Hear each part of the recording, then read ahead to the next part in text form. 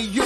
Every time we turn live, man, you know it's the truth. Every after show, moving down. This the time we move around. No Gimmicks podcast is going down. Every night, every time in the ring. This is the time for no gimmicks. No, we doing our thing. What's your state of mind? State divine. Moving down a statement when we take the line. This is exactly wrestling the state design. When you see Stone Cold like me, with the stunner in the world, exactly, man, what we bring. Every night we move like Brock Lesnar, the F5, no gimmicks. We take you to your limit. What's the feeling?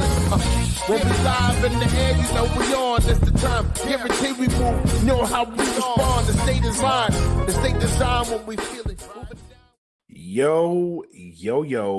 What's up, everybody? Welcome back to the No Gimmicks podcast here on the DFPN. I am your host, Blak, joined by Frank Dee, the chosen one. What's up, buddy? Welcome back. Yeah, man, it's been like forever since we've been up here to do a No Gimmicks podcast. I know you've been doing your thing solo. Yep. And I will say that we've had a bit of miscommunication going on and life things happen in general. But we're back tonight to talk about the crazy, zany world of professional wrestling. If you will. You know, not sports entertainment, and we're going to get to that. We're going to get to that. We are definitely going to get to that. But before we jump into the show, we got a good one for you guys tonight. Let's shout out the sponsor. Shout out to Khan's Custom Creations. Look at the banner here if you're watching this. If you're not watching this, we have something for you here after this. But Khan's Custom Creations, look at her on Facebook. Go to IG, search Khans_Custom Creations.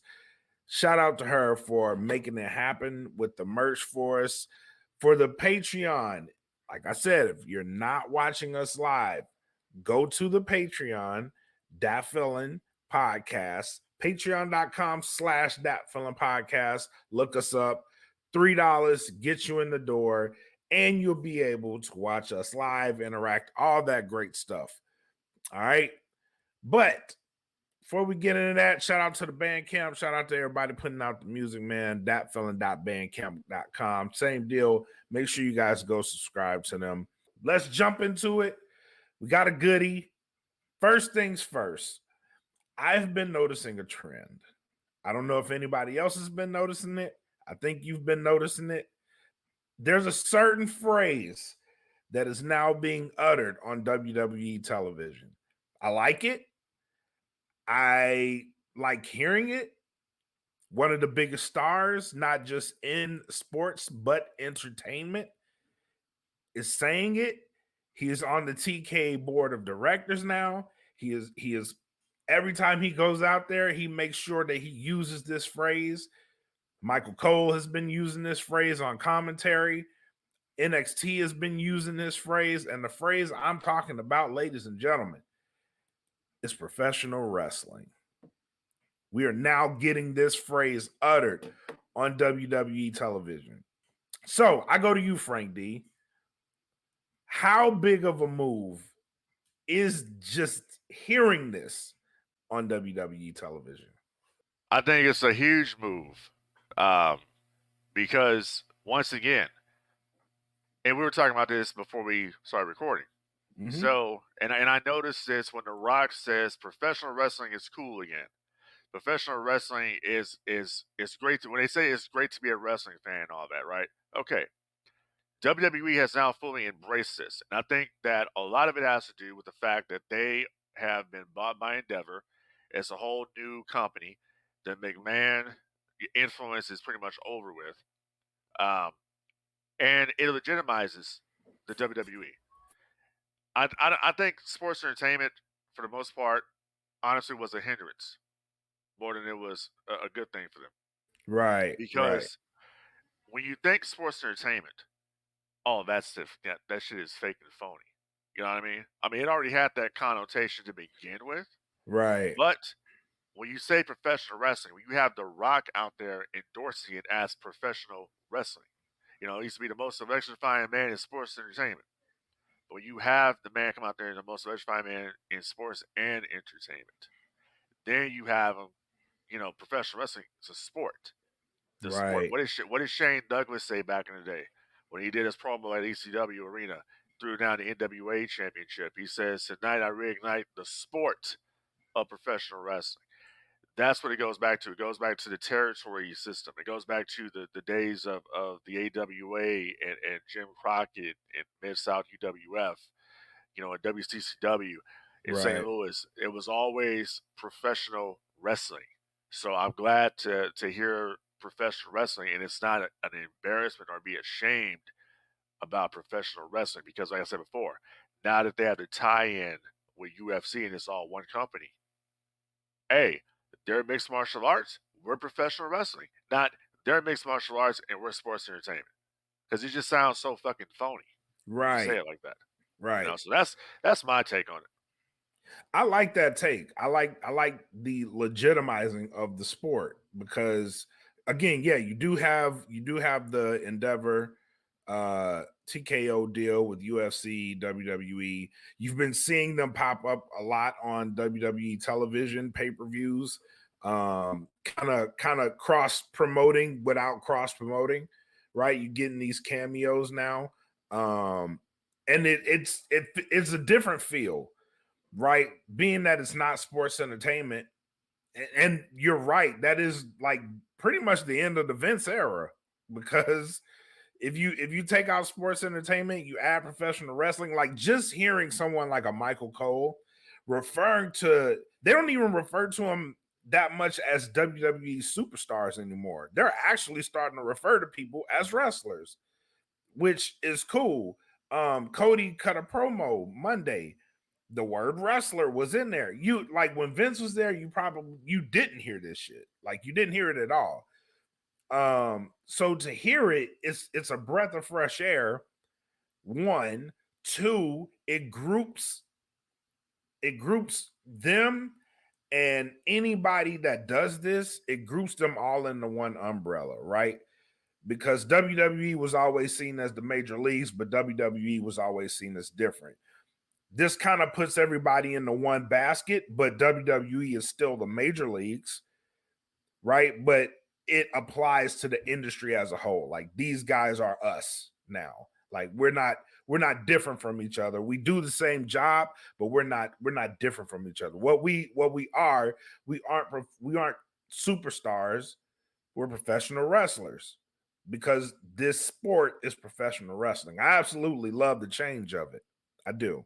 Yeah, the thing about it too is that WWE finally embraced what they've been all along, Correct. which is professional wrestling. And it doesn't matter how many times McMahon would go out there and say, "Well, you're out there entertaining," dude. You're telling a story in the ring, and there's physicality with it. It's professional wrestling. It's always been that way. Doesn't matter how many times he tried to over the decades to get sports entertainment over, it never got over because it was always wrestling. It will Right. always be wrestling. So to hear that change, and now that everybody's on the same level as far as it goes, and I'm not, and what I mean by the same level, I mean professional wrestling. Now you have AEW out there, which I will say, the hottest star they have in that company, the hottest two stars they have in that company are Swerve Strickland and Prince Nana. Those are your two most over people in AEW right now. Swerve Right now, yes. turned basically last week on Dynamite, from what I Yes. saw, turned babyface. That was what you needed for Swerve to do. He finally embraced it and turned. And Nana turned with him. Right. That's what you do. They're wasting away. It's like, okay, you have this act with Nana and Swerve, and people do the dance. And probably Nana is the most over he's ever been in his entire career. Yep. And originally Swerve wasn't even cool, like he wasn't with it. But it works. That's a formula that works. Absolutely. So I'm happy as hell to see. And I don't watch AEW like that. You know this. But I do check out the clips on YouTube like everybody else. And I saw that segment with him. I saw it with Joe. Joe's monster heel, as he should be. Yep. I kind of don't like, honestly. I don't like the story they're telling with Wardlow, because we kind of already been down that road before with Wardlow. I'm indifferent. I don't like it. I don't dislike it. The reason I don't dislike it is because his promos have been on point.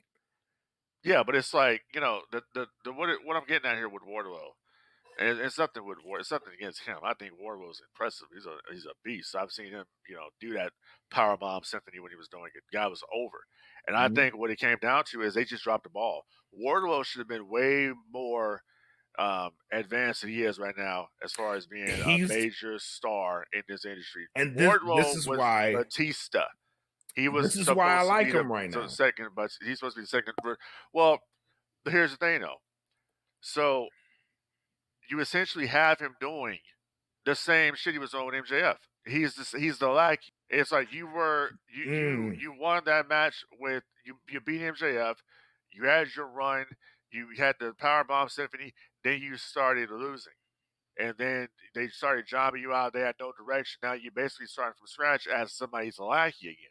There's no advancement there. You're in this one role. I see what you're saying. You know, that's what I get from that. I see what you're saying. Let me counter. So he has actually said this. Now, normally I would be with you because you're 100% right in everything you're saying. What makes this different for me is the fact that he's actually acknowledged it on television that he should be a bigger star.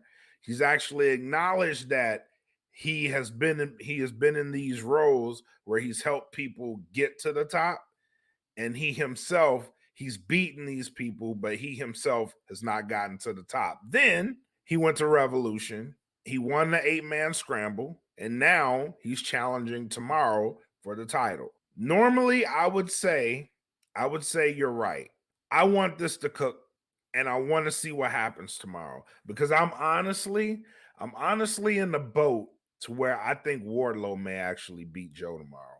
I'm thinking this may happen, but I could be wrong. I don't think so. Here's what I think, because they've already been playing. And here's the thing. AEW has actually been telling some great stories lately. I know you don't watch it, but I've actually been quite entertained by AEW recently. And you know me, I fell out of the boat. I think they've picked it up. I think tomorrow is a huge night for them. But I do think the story that they're telling is gonna lead us to Wardlow versus Swerve. I think that's where we're going. And I think Swerve's gonna be the guy to take the belt off of Wardlow. And I think that's gonna lead us to Swerve versus Ospreay at Wembley. And this is just looking at the landscape of how they've been planting the season, because there have been interactions in which I totally didn't get the Adam Cole letting Wardlow do this, but since he has, Wardlow's been on the fucking tear. Can't be denied. He's been on a run. So I think we may actually get an upset tomorrow. But Joe's been a great champion. So I'm in a situation where I don't want to see Joe lose, but if Wardlow wins, I wouldn't be against that either. I think that would be a huge mistake because you have the story built in that Swerve has to beat this immovable object, which is Samoa Joe. So Joe losing the championship this soon in his run and losing it to Wardlow, who hasn't really had a run, except he won the 8-man scramble. That's not a good booking. I mean, I understand you want to have like a shock finish, but that's not good booking. They needed to hold off on that. I wouldn't even be having them have the match this soon. I would have had Wardlow. That one I question. I would have had Wardlow like do some kind of, he holds on to that, like essentially kind of like a cash-in situation where, they have a match and Swerve beats Joe, and then you have at the end of that match, Wardlow comes out there and immediately defeats Swerve and becomes champion or something like that. Here's the thing. This is because you're in a situation to where it's almost impossible to make everybody look good. Somebody's gonna have to take the fall. And if I'm being honest, I'd rather it be Joe versus Wardlow. Because Joe, since he's been champion, he has put in the work and he has made people look great doing it. I think if you put Wardlow in this match, him and Wardlow had a great match before. And Wardlow has also been the guy saying he's been proving what he's saying. Like, I am going to be that guy. So if you put him in this situation, have him beat Joe. Otherwise, if Joe beats Wardlow, then you can't put him back in that situation because Swerve's up next. And then after Swerve, it's just Murderer's Row. And then where's Wardlow going to fit into that? That's the only reason I'm saying it has to be tomorrow. If it's not tomorrow, then it's never going to happen for Wardlow, unfortunately. I just don't see the match happening. I really don't. I think what they're gonna probably do is if they do the match, it's gonna end in a no DQ or disqualification, DQ. tie to smash, kind of finish, or Okay. it doesn't happen. I would go the route it don't happen, but this is a big show for them. It is a big show for them. So this is another reason why I wouldn't do it, because we already know why it's called big business. We already know what's about to happen. Exactly. So that's gonna overshadow that. So that's why I but this is doing it. I would have had a women's championship match as the main event of the show. Right. Then have Mercedes come out at the end. But here's the thing. So, whoever, and this is why I didn't like, I accepted the finish at Revolution. I accepted it because you don't have Swerve take that title off of Joe that night, because it would have been overshadowed by Sting's last match, in which that match was absolutely insane. So I get why they didn't do it that night. Tomorrow is kind of like the same situation, but the stakes are a little bit higher for Wardlow, because if he doesn't, then bro, you have Ospreay in the wings, you have Okada in the wings because he just got there and he debuted. Like, it's gonna be crazy. I don't know where you're gonna fit into this sauce. You know what I'm saying? Like, I don't know where you're gonna go from that. And we're in a situation where you may get lost in the shuffle. So you find a way to make Wardlow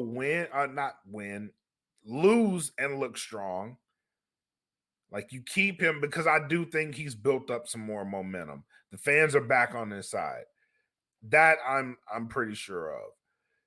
So if he's gonna lose, find a way to make him look strong, which I know Joe can do that, or he wins. I don't know. I don't know. I just wouldn't have announced the match this soon. I wouldn't have done that either. I wouldn't have. That's the whole thing about it. I wouldn't have done that. But that's again, the issue. You're in this situation where you have so many stars in the wings, bro. Like, you got some motherfucking all-timers coming behind Wardlow. You know what I'm saying? So if the goal is to make somebody, in which Joe's a veteran, if the goal is to make somebody look strong, why not Wardlow? And I get that. But once again, like you said, you got to figure out a way to where this is going to not make Wardlow look bad and not make Samoa Joe look bad. Because Samoa Joe is pretty much carrying that company right now on his back as the champion. Absolutely. So that's kind of where I'm kind of, hesitant about this situation, because this is not going to end well for one of these two guys. And it's like I said with Wardlow, it's the same story. And that's what I'm getting at. I get you. But I have been digging what AEW has been doing. I really have. It hasn't been all ring work, they've actually slowed down. They've actually told some stories, like Christian versus Edge is one of those things that's coming back around. They've actually been setting up the women because we know what's about to happen. I'm really curious to see that the AEW women's division is about to get a major boost. A major boost. And you got Thunder Rosa back. You got Serena Deeb back. Queen Aminata is stepping up. Mariah May is like, she may actually be the dark horse in this whole division, man. No bullshit. She's entertaining and she can go. I think once she breaks away from Toni Storm, she's going to be a star. She's actually already a star. But once she breaks away from Toni Storm and like really gets out on her own, she's gonna be one of them. It's gonna be very interesting to see what the future holds for AEW. Bro, they got the women's division right now is they're stacking it. They're stacking it up. Because you got Willow. They're telling stories with Willow. They're telling stories with Chris Statlander. Sky Blue's in the mix. Thunder Rosa's in the mix. Serena Deeb's in the mix. Like they've got, and then you got the possibility of Britt Baker coming back. You got the possibility of Jamie Hayter coming back.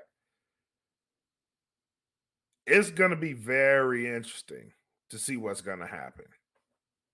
Right. And then you look at the WWE side, they got Jay Cargill in the wings. Yep. They got, they got a lot of shit going on there. They got that. Both companies have some really positive shit going on, man. Like right now, my favorite wrestler overall right now is Drew McIntyre. That dude is a savage. My favorites, just in the collective, are Swerve. Mm-hmm. Swerve, Prince Nana, that duo. Yep. Drew McIntyre, Gunther. Yep. Okay. Who else would it be? Rhea Ripley, no doubt. Oh yeah. Just killing it out there. Those are pretty much. It's pretty much the only ones right now I can really think of. Well, Samoa Joe, obviously. Mm-hmm. I mean AJ Styles, but I don't know what the direction they're going with AJ. Like I think they're gonna push AJ in LA Knight. I think. Yeah. I think so. I mean, it is what it is. But so I do like WWE's got some stories going on too, man. Obviously dominated by the Bloodline, which let's get into this, the WrestleMania outlook. I think they've done a pretty solid job of building this WrestleMania card, considering what could have been, right? I think with the press conference, they've led us into something great. With that, obviously, we both said we were going to get a tag match night one. We're getting a tag match night one with The Rock and Roman versus Cody and Seth. So besides that, that's going to lead us into night two. But we got Drew versus Seth, possibly. Well, actually, not possibly. That's happening. So night two is going to be like a continuation of night one, pretty much. And I will say this, and I've reiterated this several times on this podcast. My whole thing is going to be this, and I might be wrong, but I think at WrestleMania, we are looking definitely at Cody Rhodes turning heel. Cody Rhodes. I keep saying this. It's the desperate man situation. Cody Rhodes is saying, I need to win this championship. I need to win the one championship that my brother never held. I need to win the championship that my father never held. I need this. He said this Monday. Rhodes has never held that title. And it goes back to Stone Cold Steve Austin in 2001. When Steve Austin told The Rock, I need to beat you, Rock. I need to beat you more than you ever know. And it's like, what did he do? He sold out to the devil. He sold out to Mr. McMahon to do it. So you have Seth Rollins, who's come in, who's got his own troubles to worry about with Drew McIntyre. Yep. But he's telling Cody, hey, brother, I'm going to defend you. I got your back in this. We got to stop these guys. This is going on too long now. And especially with him now, The Rock. And he told him on SmackDown, you had your time, Mr. Midlife Crisis. This is our time. So strong words. when you have that go on, and then you have the Cody dynamic, it's going to make it even sweeter if they turn Cody. Because he's backstabbed Seth Rollins. Roman Reigns looks stupid. Now I wanna go into this slap.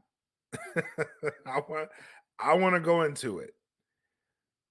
So the slap happens. Well, let's go before that. The Rock said something really profound in that. Not the mistake thing, but he set the table to where he pointed out his sister. He pointed out his brother, who he called a future Hall of Famer. He pointed out his dad. Didn't say his mom, but he pointed out his dad. But he made sure that he planted those seeds into Cody, right? Enough to where he knew Cody was going to react. Right? Cody reacts. He does exactly what The Rock wanted him to do. How do we know this? Because The Rock just smiled at him. He did. Normally, you slap The Rock, right? It's go time. He smiled at that man. Very evilly smiled at that. Like you saw the look on his face after it happened. Yeah, like I've never there it seen is. The Rock do that before. You know, Right. anytime he's been a heel, never had he had a look like that on his face. Like Nope. that was some sinister, evil shit going on there. Is what it was, and I enjoyed the hell out of it. I loved it.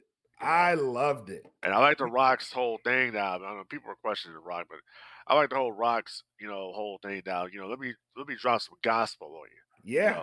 I love the way The Rock you drop some gospel on your goofy ass. Yeah, change it up. And then he talked about calling Seth Rollins.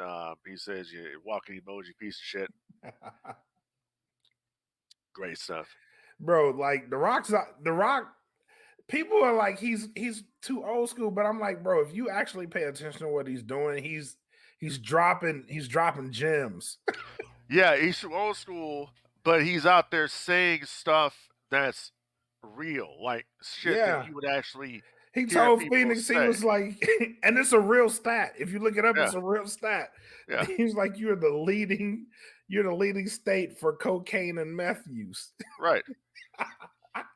Then he told him, go smoke some crack. Yeah. Go home and smoke some more crack. Yeah. So I think Rock's been killing as a heel. Now, the one thing I will say, and I'm actually going to I'm going to fool around with this in my video editing software. See how it looks. The Rock needs a new theme song. And what I would love for it to happen is I would love for them to just revert back to his Hollywood Rock theme song. I like that too. I think that would work. I'm actually going to play around with that. I'm actually going to dub it and see how it looks. I think he needs to, because he's with the Bloodline. And here's another thing too. Like he's with the Bloodline, but he's not really with the Bloodline. Like he's with the Bloodline, but he don't come out with them. See, that's another problem. That's another problem. I've said this many times on our private conversations. When you look at the Bloodline, okay, so let's look at it like this. So you remember back in the day, the factions. Let's just bring two into play here: the Four Horsemen and the NWO. Mm-hmm. So anytime Hogan would come out with the NWO, or Flair would come out with the Horsemen. They all come out together as a unit, as a group. Right. You know, unless they were having issues, they come out separately, or Hogan would come out on his own. But majority of time, you hear the NWO music, you got the whole crew out there. When you have two separate entrances, and no disrespect, but you just look at the Bloodline, and they're coming out with, you know, their sweatpants on, and then you look at The Rock.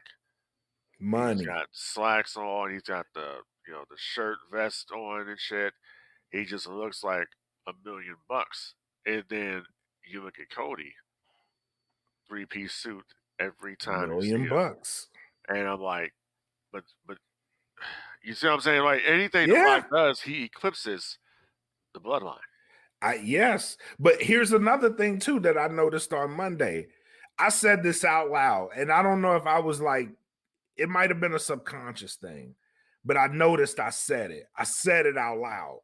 I was like, damn, Cody has that look about him now. When he walked out, I was like, oh shit. He actually, like, he looks like someone that's carrying the company at this point. So I'll tell you something else I noticed about Cody and Cody's delivery. And if people think I'm bullshitting with this, you need to go back and watch this movie. Cody's delivery and everything that he says is very slow and methodical. It's thought out. It is Hayden Christensen's Anakin Skywalker for Revenge of the Sith.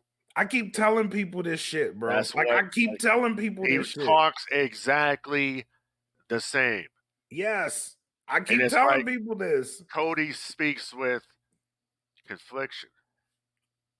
Like, it's very, I mean it. He's conflicted with something. And he's out there showing emotion, his attachments to his father, to his brother, to his sister. Mm-hmm. His mother. Notice when he cut that promo and he spoke about his mother, he cried. And then the part no one really mentions in this promo is after he cried. It was almost like stoic. He went, Roman Reigns. You ask what inning we're in. We're in the last inning. And this is after crying. Like, he was a matter of fact about what he was saying. He was speaking in a definite tone. Absolute, some would say. Like, this is what's going to happen. Rocky's going to take the Bloodline from Roman. Cody is about to be his apprentice, but the wise man over there as well. Mm-hmm. Because the Roman's a tribal chief, but Rocky is the high chief. Rock is also TKO board member, which means he's your boss. He's Triple H's boss as well. He will remind you. Matter of fact, he says it in an absolute tone too. I am your boss. The Rock is your boss. I am your boss. What does that sound like? I am the Senate. Yep.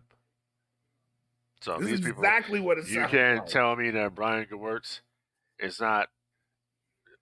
They're not taking shit from Star Wars here, Revenge of the Sith, because that's exactly what's going on here.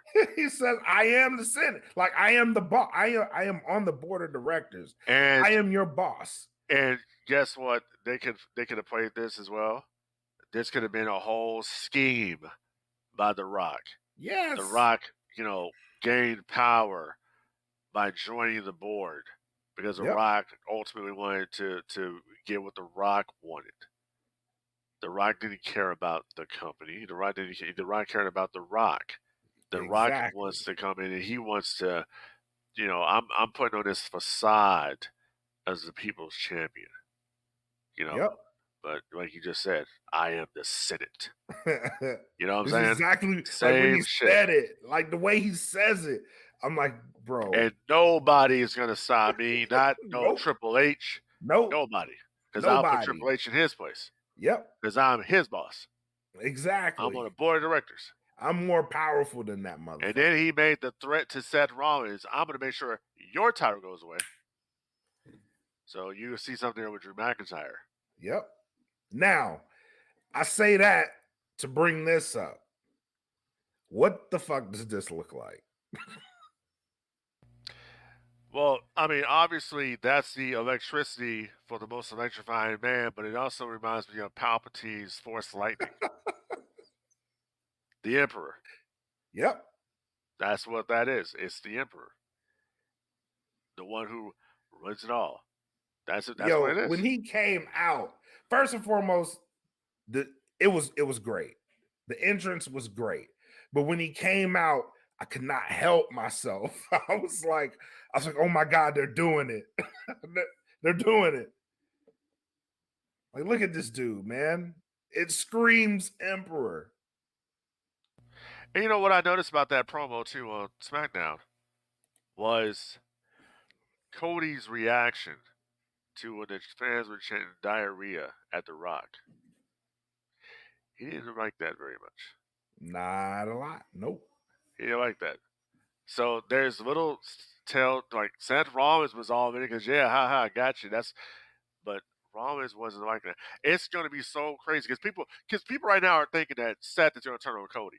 No, it's going to be Cody. It's Cody going to turn on Seth. So, and it's going to allow Roman and Seth have to now come together. A lot of people don't understand here that, yes, it's Cody finishing the story, but it's also Roman's redemption. Yep. He has to not be redeemed. There's this shit too. What's that? Yes. So, if you do this, what this looks like if you go that way.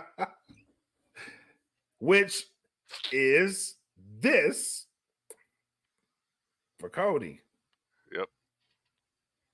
Rock just ain't doing things. People were like, at first, like, oh, maybe Rock he don't know what he's doing. He got, he's doing shit on purpose. And somebody brought up the fact that Heyman saw The Rock do that. And Heyman was like, Heyman's notice is up there. But Heyman is going to go where the money and the power is, and that's The Rock. Yep. Okay, so this is going to be, I'm actually looking forward to how this plays out. They actually have me going here. They actually have going here. Now, I'm going to tell you something I didn't like, though, real quick. I did not like Dakota Kai turning on Bayley. I didn't like that. Really? Yeah, I didn't care for it. I kind of saw that coming. We all did. That's why I didn't care for it. Oh, okay. Yeah. Yeah, I saw that coming. I'm like, yeah, you didn't even need that tag match. Just shit. Didn't need that at all. But I thought Damage Control as just a Japanese faction would have been better. Is Dakota Kai like half Japanese or something? I don't think so. Okay. But I don't know. Because it's kind of like it's kind of like that, except she's kind of the de facto leader. Yeah. Well. Yeah. Yeah. So I was just wondering because that's exactly what it looks like, a Japanese faction, like the Yakuza. Yeah. Yep. Which I like it. Yeah. I like it a lot. Yeah, I dig it. I like it. That's weird because I hated Damage Control when they came out. I was like, I did too, but I hate them because I felt that Bayley was so much more. Right. That's what I think it is. Bayley's showing what she always has been, in my opinion. She's one of the top females they have there. So that's just what it is. Right. Right. So shout out to Jada Parker at NXT as well.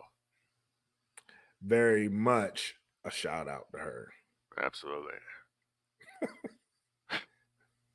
Phenomenal work you're doing. Phenomenal work. Yeah. I'd love to see more of you. Yeah, we love to see more. Damn right. Yeah, damn right. And then we love to see you wrestle too. Yep. Speaking of which, I didn't plan to bring her up during the show, but Nia Jax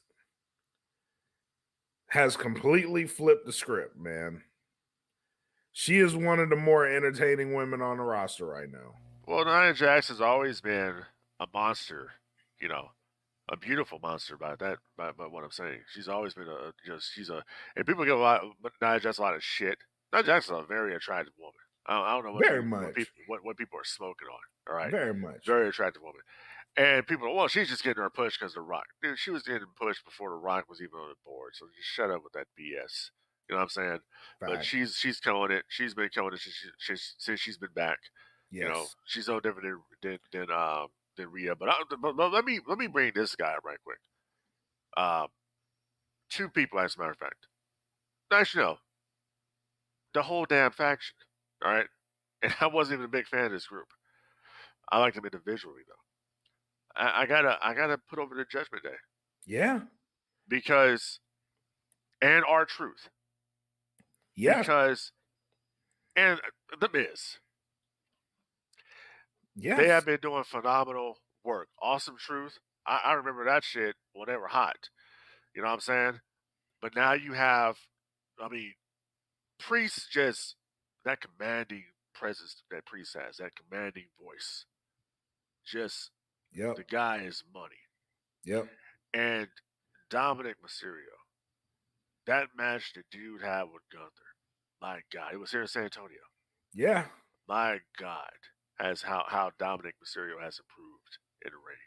And then you have a monster heel that people are digging now in Gunther. That dude's going to be a babyface sooner than later. Bro, Gunther won me over. Gunther said some shit before the Royal Rumble that won me over. Yeah. I was like, I don't care if he's a face or heel. I like this guy. He said, put me in at number one. I'm going to win it. I was like, hell yeah, Gunther, I like that shit.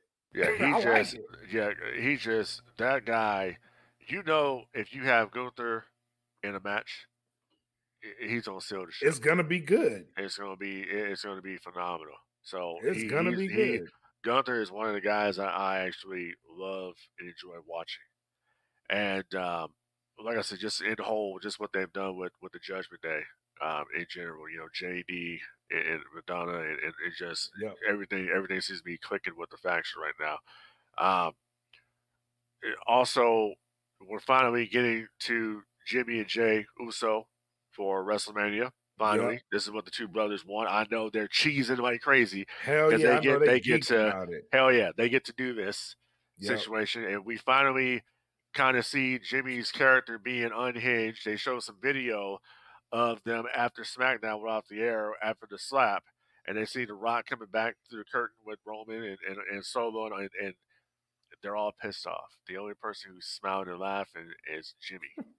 He's up there, he's unhinged, and that's what they're going with. Like, he's crazy. So I kind of see now the character they're going for here. Jay continues to electrify with his shit out there. Main event Jay Uso. Yep. Like I said, man, both companies turning the corner with stuff, but WWE really is just above the rest. But I'll tell you one thing about AEW real quick, and then we move on, that I don't like. What's that? I'm not a fan. I do not care for Nick Wayne. Really? Yeah, I'm not a fan. You gotta let Nick cook. Let him cook. I'm good. I think Nick is like, you said this about Dom in the beginning. Let Nick cook. I think what happened with Nick Wayne, one of the things that what I don't like, I think what kind of killed me on him was when they brought his mother in. Because that reminds me of Shelton Benjamin with his mama back in the day. Yeah. So that kind of killed me. That kind of killed me on it. You know what I mean? So I don't know. Maybe that'll change the picture, but right now I'm not feeling him. I get you. Yeah. Let him cook though. I think him being under Christian is a good thing. I really do think that's a good thing. Because I think what they did with him, what they're gonna do with him, they were trying to do with Jungle Boy. Oh, the scapegoat? Yeah. Yeah. Which, that's a whole nother podcast. Correct. But yeah, I think what they're doing with him, they tried to do with Jungle Boy, and I think this shit's gonna work. I think Nick Wayne, the guy has a a ton of potential. He's just young. He's with the right crowd.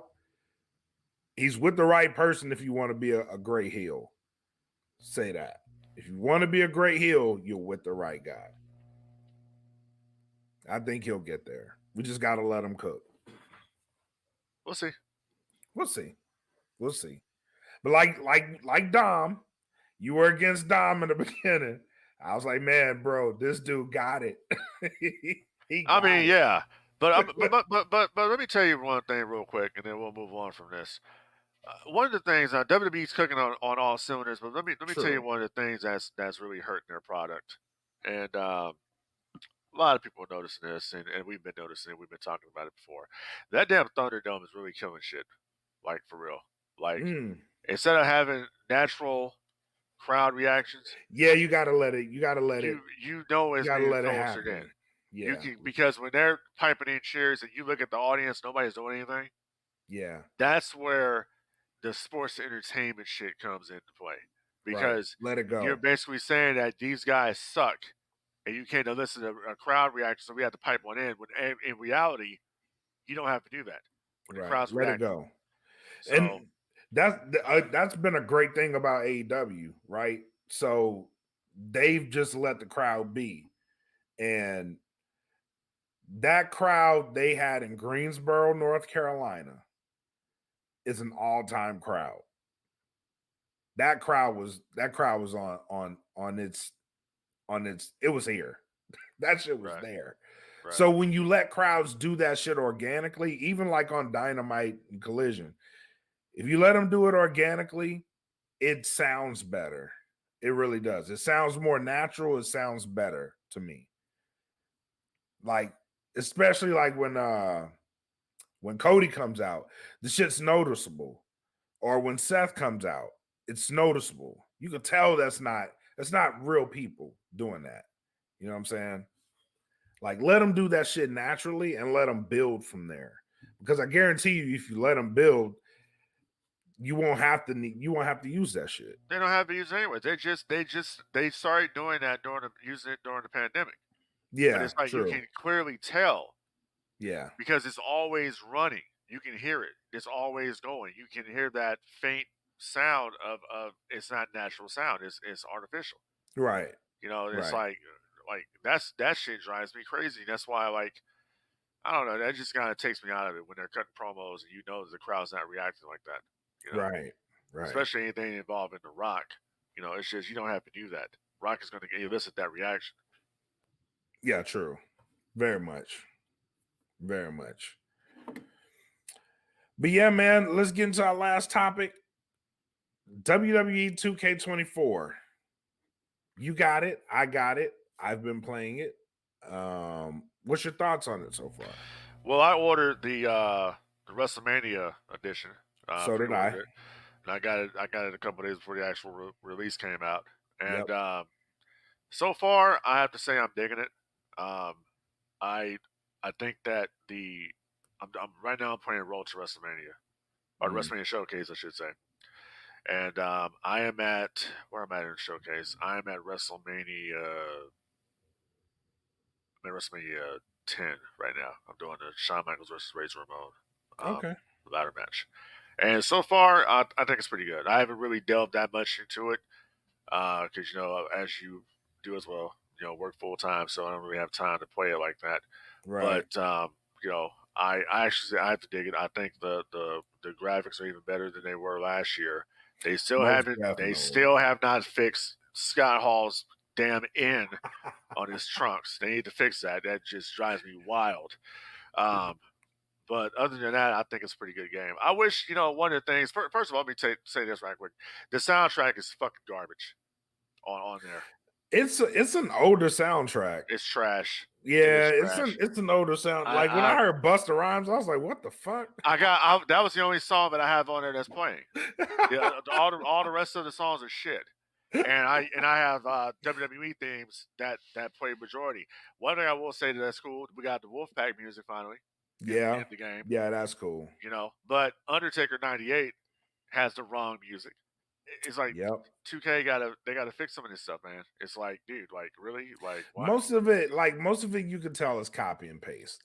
Oh Where yeah, they did some upgrades at, because I am a career mode guy. Like I like playing the story modes. So they put a little more into those with the men and women versions of those. So they have the undisputed, and I forget what the woman's is.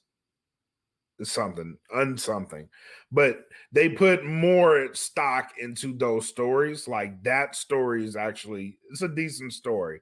It ain't just like you go and you do shit. You know what I'm saying? So they did put some meat there. I like that. The creator player mode is actually a little bit more easy to navigate than years past. I do like that. I did jump into the 40 years of WrestleMania. I'm on WrestleMania 1 right now. So but I do like the upgrade in the graphics, because that was a very good upgrade. The entrances feel way more like what they do in real life. well, so when it comes to the entrance, that's another issue I have. So I haven't gotten all of them, so that's yeah, my disclaimer. so the one I have an issue with is Roman Reigns single entrance I with the haven't championship. I haven't played this Roman. It's the big dog entrance, but it's Really? the current Roman Reigns, Hmm. and I'm like, that don't work. Roman Yeah, doesn't. they copy pasted. Yeah, Roman doesn't come out to they need to fix that. I know 2K pays attention to the boards, and they go in there and fix a lot of stuff. And another thing too, Hulk Hogan 2002. They listen. There is a song that they created um, just for Hogan for the dub that they use in the Mhm. network. It's called "The Voodoo Side of Life." Is what it's called. It was actually in WWE Crash Hour back in the day on that game. They use it to dub over Voodoo Child. They need to do that because Hogan 2002 coming out of Real American just takes me out of it, dude. Because he's all the mannerisms that he's doing, it's all Voodoo Child. Even the chop you down with the edge of my hand, they do all that in the entrance. Hmm. So I don't know, you know what I'm saying? Like they need to fix these little things here. It's like just go get the music. It's not that hard to pay to you know patch in the fucking music. Yeah. So I don't know. Those are little tidbits there. I don't know, but like I said, I got to look more into it. I know that for the WrestleMania showcase, I think there's more. You know, it's not the main. Like we're playing the showcase, but there's more to it because Right. I know Right. they got Macho King in there as well, Right. which hasn't. I saw his shit Yeah, in the creative thing. So yeah, they have Madness and Macho Madness, right. uh Macho King. Like they got some stuff in there. And I think I saw they had the Mega Power shit in there too. one thing that I do say that I liked as well was the fact that now, and I think a lot of people, if you play the game, go over and check out WCW Halloween Havoc 97 Arena.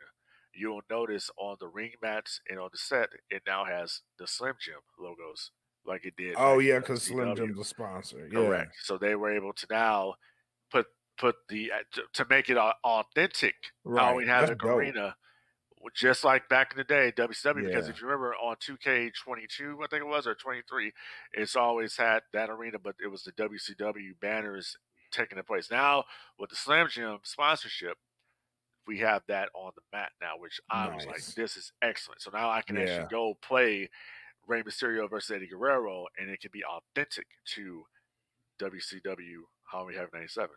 So that's great. I love that. Yeah, I like that too. Yeah. Speaking of which, what do you think about this Prime thing that they got going on? I don't think of it. I don't have any comment about it. I'm not a Logan Paul fan, so I don't really care. But I get Yeah. the whole thing on the sponsorship on the ring mat doing the PLEs. I mean, it was bound to happen. I mean, UFC already has that, so surprised WWE is that late in the game doing it to begin with, but that was a Vince McMahon thing. Right. WCW used to have sponsorships in the ring all Right. the time. So Right. it's nothing new. It's just new to them. But we've seen it happen already in WCW. We saw it happening in TNA. We also saw it happen in AEW. So WWE is kind of late to the game on that. Yeah. Yeah. It's weird that they actually, because when they announced that, Logan Paul was like, this is the first one that's happened. I'm like, really? Yeah. Yeah. There's never been anything on the canvas. So we're going to That's expect to see more things on the canvas. I would love to see them put the Wrestlemania logo on the canvas, to be honest. Yeah. You know, that's what I would love. I'd love to actually see them take some of the production elements from WCW and insert them into WWE's programming. I would love to see that. I would love to see them get rid of the same boring ass stage that they use and actually come up with some creative shit. You know, I mean, would it hurt? I mean, I know it's probably the easy setup to do Raw and SmackDown, but damn, is it that, you know, can you do one show with the stage and the other show with an actual ramp? You know, could you just change it up a little bit instead of me thinking I'm watching the same damn show, except it's a different logo? You know, that's just like, there's no creativity anymore with these sets, man. I agree. I agree with you there. Although I will say Dynamite's new stage, you know, it actually looks pretty good. I mean, it's a variation of Raw, TNA, and Dynamite. You know, that's pretty much what it was. So I mean, hey, I got to give the nod to AEW on this one. At least they're being creative, and they've changed their stages in the past, 2 years, twice. Yeah, so, you know, keeping it fresh. In the last year, they've changed it again. So yeah, there you go, man. Yeah, man. So very, very interesting stuff going on in the world of pro wrestling. Right. So, final thoughts, man. What you got? Final thoughts is if you are not a member of the Patreon for the DFPN, you are missing out. So you need to go over right now to the Patreon, Definitely Podcast. $3 will get you unlimited access to the archives. Yep. And also, right now, I want to talk about something, and this basically let you know that we are going to be presenting the Rogue Scoundrels podcast very shortly. Mr. Black Mac over here received something from the chosen one here. Yep. And it's going to be kind of cool once we get it going here. But Rogue Scoundrels podcast is coming, and it's going to be one of the best shows on DFPN. I guarantee you that. It's going to be our take on different topics, Star Wars. We're going to delve a little bit into DC. We're going to delve a little bit into Marvel, but we're going to do the damn thing. But it's going to be majority Star Wars, because I want to jump on it. Anybody else's toes here that do shows, the Queens of Nerdom, USDN. We're going to do our own thing over here on DFPN. So coming shortly will be the Rogue Scoundrels. And it's going to be too sweet. Other than that, help control the pet population. Have your pets spayed or neutered. All right. Remember that. Yep. Also, don't drink yellow or brown water. Don't eat the yellow snow. Yeah, don't eat the yellow snow. Don't run red lights. And that's pretty much it. That's pretty much it, man. That's all I got tonight. But it's been fun up here talking about this world of professional wrestling, if you will, in public. And that's all I got, dude. Yes, sir. So we have one more show, I believe, in our MPX Path to Destiny. I'm gonna work out the kinks to that, but shout out to Tatum Manning and Demo Diamond, who came on the show to promote the show. It's gonna be this weekend, this Saturday, here in Grand Prairie. And shout out to MPX, man. They've been really, really cool. So very big event. It's going to be happening. There's going to be some stars from AEW coming in. There's going to be some TNA stars coming in. And I know Demo Diamond's in a triple threat match with Fuego Soul in it. So Fuego del Sol, sorry. And that's going to be a good night. So just good luck to those guys. Have a good show. For the network, shout out to the Queens of Nerdom. You guys have been putting on great RPGs, the tabletop RPG shows. So want to make sure I give you guys your shine. They just did an episode this past weekend that's going to be coming out, but make sure you tune in to Fallen Star Fridays. Shout out to my homie Mac, aka your boy. Hope you're getting well, my brother. He had COVID, but he's feeling better. So hopefully we get him this Friday for the Smoke Pit. But shout out to him. Shout out to USDN and Jeff. I know he's got some episodes coming soon. So much work being done here on the DFPN. So shout out to everybody that's putting in the work. And I think that's all I got, man.